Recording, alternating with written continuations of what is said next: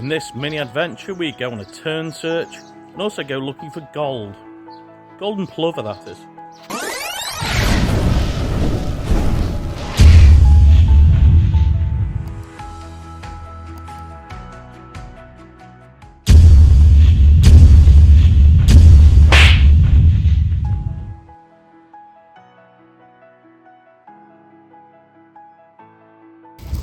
Hey folks, we're at Camlin Bay. There's all of us here. You can see a few of us in the... Oh, there's Lil. Hello. Hello. There she is. Liv's running back to the car to get a carry bag because they're collecting stones. Hopefully we're going to try and find some new species for the year list. Hello. That's Kaylee. Shall we try and find some terns? Yeah! This mini adventure began with a trip to the beach, more specifically Camlin Bay in Anglesey. It was a wonderful sunny day and everybody spread out along the beach. The kids started looking for stones, but I was here to look for something else. More bird species for the year list. Walking along the pebble shore, I could hear some of the birds I was looking for. Camlin Bay has got a pretty active tern colony, although we're a little bit early in the season, so not as busy as normal. I headed towards the colony, hoping to pick out sandwich terns, and fingers crossed maybe even common terns. We wandered along the shore towards the colony, seeing some more common water birds on the way.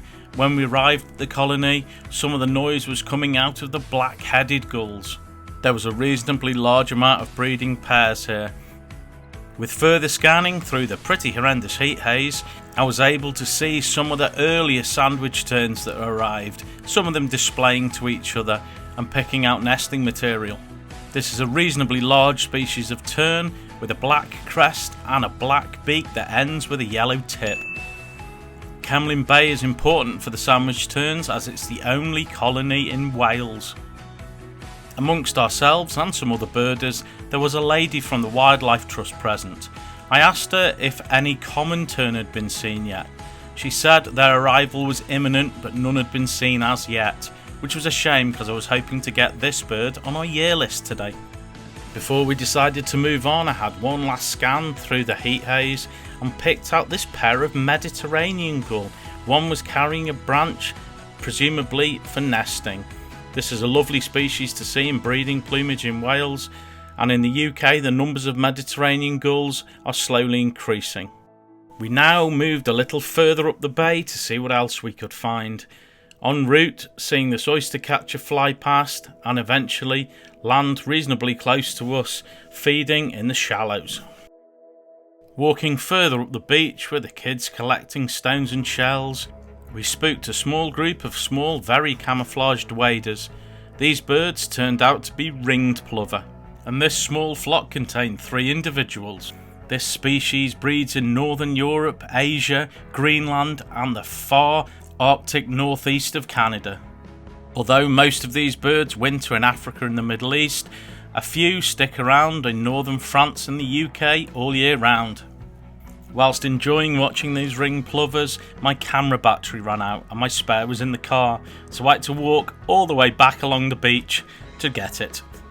After finally reaching the car and getting my battery, I headed back along the beach towards Kaylee and the girls, still looking around at whatever birds were present. Picking out this reasonably showy stone chap. A little bit further down the path, I noted a little bird wandering along the shore of the lagoon. When I got the camera on it, I realised it was a common sandpiper, another bird for our year list. Walking further along the bank towards the tern colony, the lady from the Wildlife Trust spotted me and she called me over. She had spotted the first common tern of the season, which had just arrived. This was great, and I was able to mark this off as another bird for our year list. Excellent. Eventually, I caught up with Kaylee and the girls, and we headed further down the beach, passing a sandy area with a lot of seaweed, where there was a group of small wading birds feeding. Some of these were ringed plovers like the ones we'd seen earlier, but they were accompanied also by dunlin. These birds were in summer plumage with a lovely black front. A little bit further along the beach there was this white wagtail that was feeding on insects from the seaweed in the sand. Our continuing walk took us onto a lovely bit of headland where I spotted a wheatear which was sat on the top of a rock. This species winter in Africa but are usually quite early to turn up back in the UK for breeding. As we got to the end of the headland, we saw plenty of birds fishing in the sea in front of us. We were able to pick out a few species of gulls, some guillemots and our sandwich terns that were breeding on the lagoon. They were flying from the lagoon out to this patch of sea and diving. You could see them on the video hitting the water at some speed trying to catch fish. This was very dramatic and quite a spectacle to watch. Following all this excitement, we decided to head back towards the car. This meant walking back along the headland and the beach. En route, we spotted this other wheatear, which I suspect may be the mate of the one we saw previously, and a little bit further down the path, in some long grass, there were a couple of meadow pipit. This one letting me get quite close as it was preening, but did soon fly off with its friend. Walking back past the seaweeded area, most of the ring plover and dunlin had gone, but they'd been replaced by these turnstone, which weren't turning stones, they were turning weeds instead. When we got back to the shingle beach, Kaylee and the girls headed down to the shoreline where it was a little easier to walk. As the beach slopes up towards a high ridge, it's quite difficult to get a firm footing on the pebbles. Hey folks, this is a beautiful place. We've had a great time here, quite successful too. We've picked up 3 new species, sandwich tern, a single common tern, which apparently was the first one back here for breeding, and also a common sandpiper. We've also had great views of stone chat and ring plover and various other birds. As we got near the car, I noticed this little egret showing off its plumes, which was very impressive, but now it was time to have a sandwich. As we sat next to the car having the sandwich, there was this other bird eating on the beach. This isn't for the faint-hearted, this one. It was a raven eating the carcass of a gull. These birds are in the corvid family and the biggest of their kind in the UK, being about the same size as a buzzard. These are highly intelligent birds and have been documented to do some pretty good problem solving. This bird was problem solving its dinner and was soon accompanied by another one, possibly its mate. Eventually they flew off onto some rocks on some high headland nearby. It was now time for us to move on, and we headed to the other side of Anglesey and Korsdeiger Nature Reserve. I hope I pronounced that right. Here we all are. Emily's got the knockies, and Liv's got a camera, and Bill's got a hat. Yay! And we're going looking and see if we can find more species for our year list. Someone's mentioned golden plover, which would be great if we could find them. Stick with us, let's see what we get.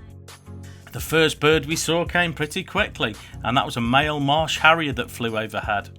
Whilst we were looking at this, Olivia spotted this caterpillar on the floor.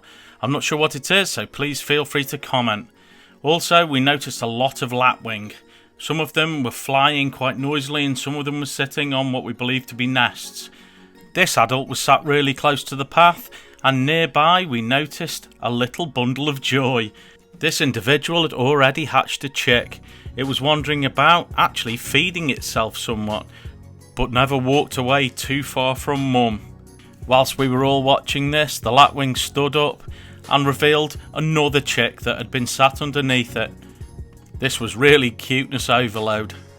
Although the lapwing is a pretty common sight on rural farmland and marshland around the country, its numbers are declining rapidly and it is now a red listed species. So it's nice to see that it's breeding pretty successfully here.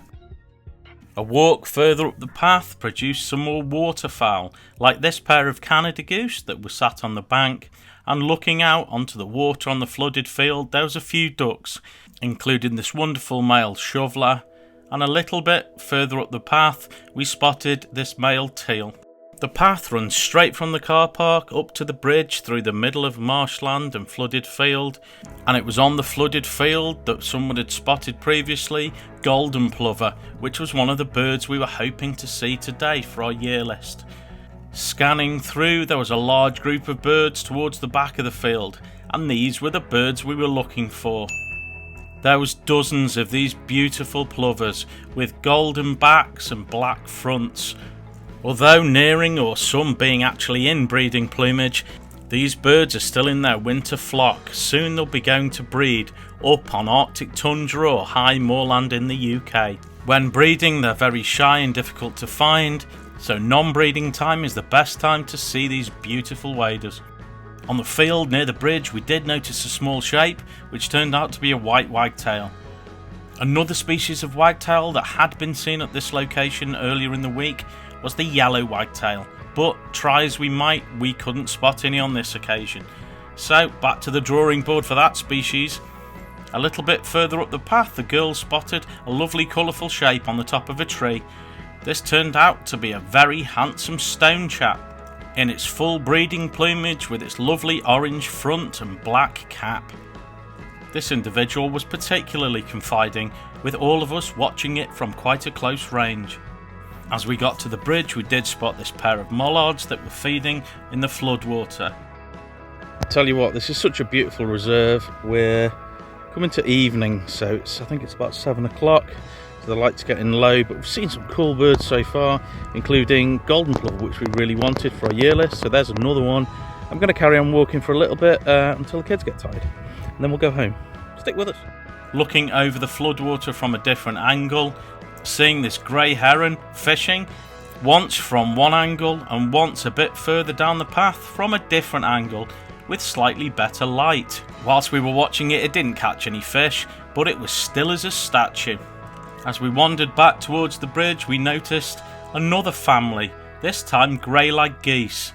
This pair had hatched 4 goslings.